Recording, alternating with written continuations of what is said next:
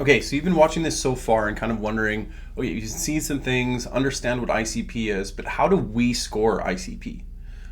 So the way that a live ICP works is I mentioned in the previous video that it's a score of 0 to 100, where if we actually tier how important a company might be, or a company or a government agency might be to your go-to-market strategy. So how important it is to acquire them.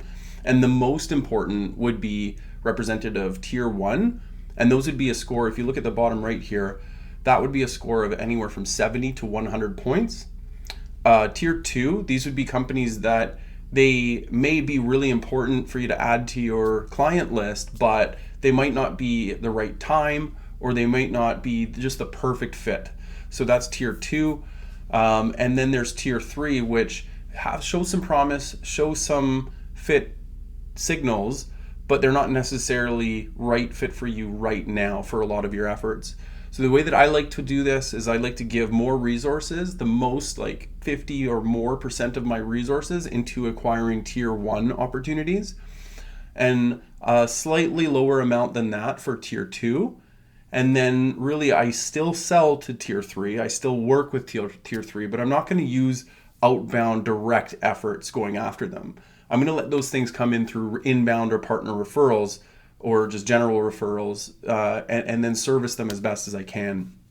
Of course, disqualified, we find through our analysis that there are companies that are either not profitable or actually cost you more than what you put in or what you make from their account. And those are the types of customers I like to just remove off the business altogether.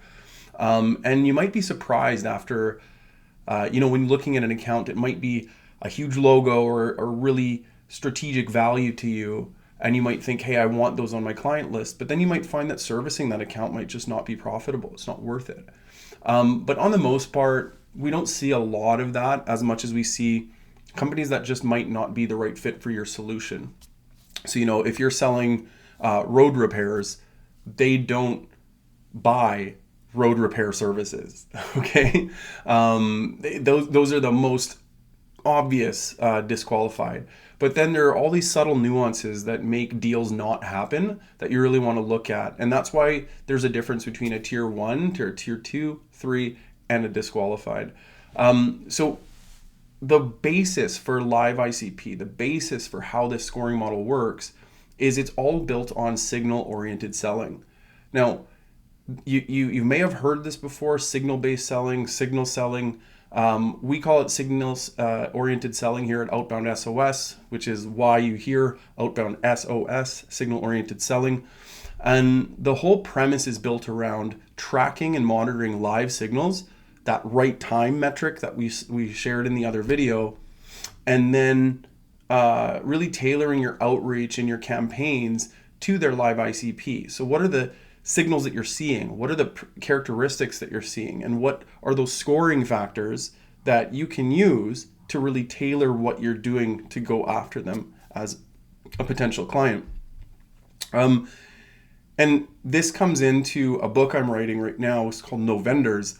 It's all about advising, not selling.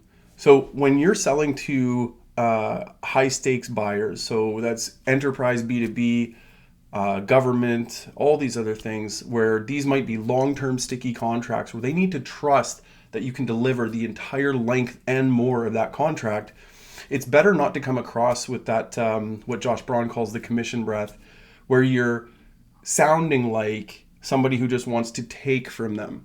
What you want to do is be a trusted advisor, somebody who gives them insight they may not otherwise have because they don't live in your world, they don't see what you see.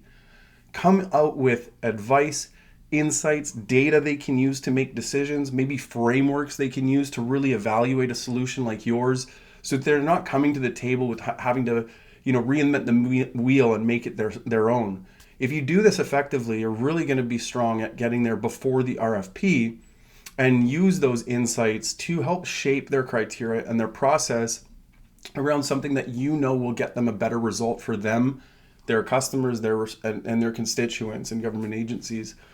So we talked about in the other video how to read the bars from left to right. The most important is timing. So you have to have the right time. But in order to get the right time, you need to understand the right situation and the right buyer.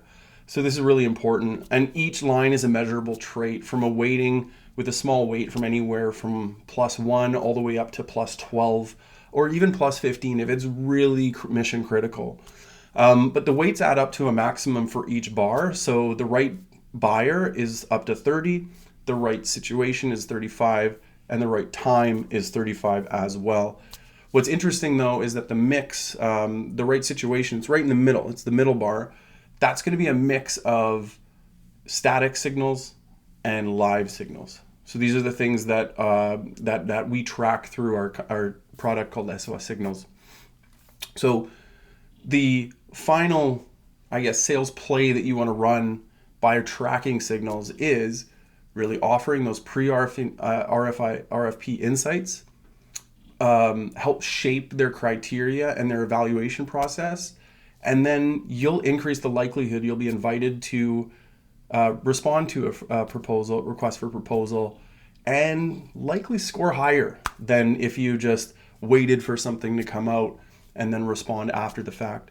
So we hope this is very helpful for you. We hope it makes sense and that you can see now how it can come together to use live ICP and live signals to help you provide a better experience for your buyer and then more predictability for your revenue team. So enjoy the next one. We're introducing something we think is really cool, which is your tier snapshot. So stay tuned. Talk to you soon.